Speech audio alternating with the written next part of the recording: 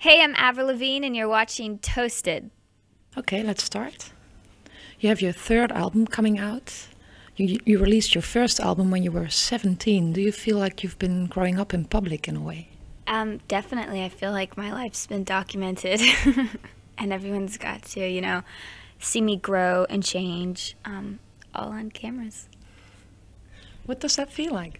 It's kind of weird. It's kind of cool for me because, I get to look back and it's all there. Go on YouTube, see anything especially on the internet. How do you feel you've changed? That's the big question that everyone keeps asking me, and I have to dissect myself. I feel like when I first came out when I was 17, I was very young, and I was a kid, and I was quite the little tomboy, I guess. Now I've kind of just grown out of that a bit. I'm older. People keep talking about how sometimes I'm more feminine, I guess. I don't know. I'm totally a different person, but I'm not. Well, when I listen to your album, it strikes me that you did manage to hold on to that cheerfulness, and it's sort of, what's so appealing about that? I like to write catchy music. I like pop music. I like anything people can sing along to, and I like rock and roll, and so I consider my music to be pop rock or whatever. I like to have fun with my music, and that's definitely what I did on this record all the way through it, besides, the odd ballad on this record. There's a track on your album called Innocence. Yeah. Do you feel it's hard to hold on to your innocence when you're in this business? Ooh, that's a deep one. I think, and that's kind of the beauty about being young sometimes is, and when I look back at my first record, I was like #1. I sold like 15 million records. I had 3 #1 singles around the world, and I was just so innocent at that time, and I didn't know anything, and I was like, oh cool, oh cool, oh cool. This is great, this is really fun, and like not knowing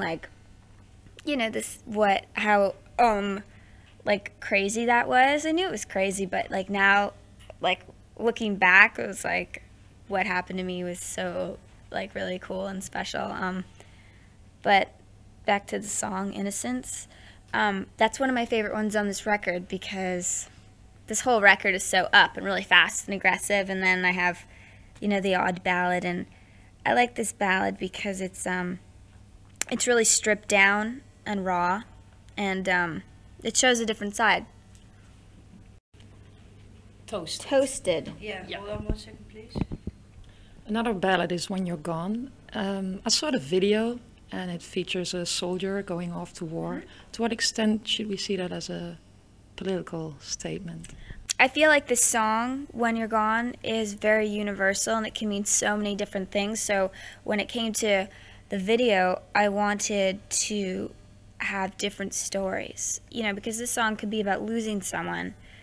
Well, it is, or just, having to go away on very long trips and missing someone, or breaking up or whatever. So I thought, I don't know, I don't really think the video is that political, but I just wanted it to have a universal message.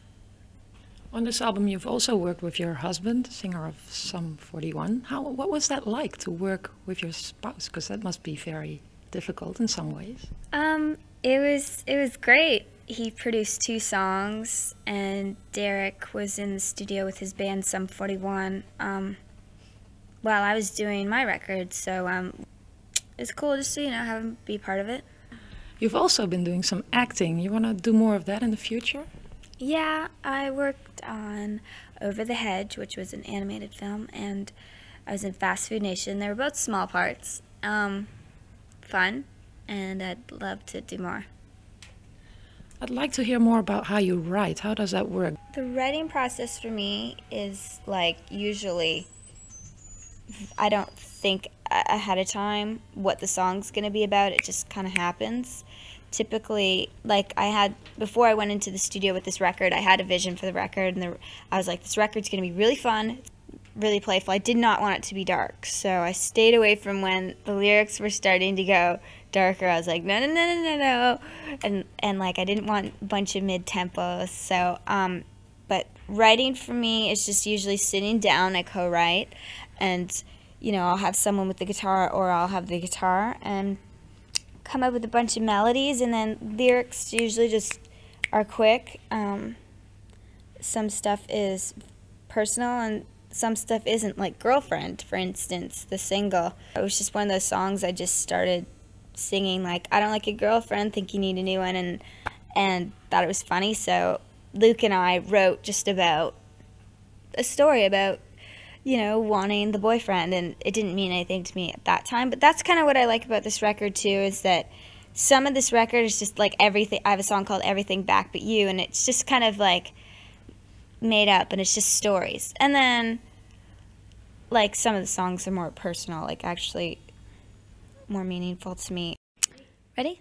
No. When you're in the studio, would you consider yourself a control freak? Yes, I get involved with picking the producers. I picked my producers, I picked the mixers, I picked the mixes, the players, and sometimes I would record a song and not be happy with the recording and go back to my producer and be like, we have to redo this a different way. So, you know, it is my record, and that's why I, you know, I'm so proud of it. The people I worked with, like, you know, they all became my friends, and, you know, Butch Walker is a really good friend of mine, and we wrote, you know, a lot of songs together on this one, and Dr. Luke, he was brand new, and then Derek was on it, so. Can you remember the moment where you decided, this is what I want to do in my life, be a musician, a singer? Yeah, ever since I was a little girl, I wanted to sing, and it started probably when I was about 7.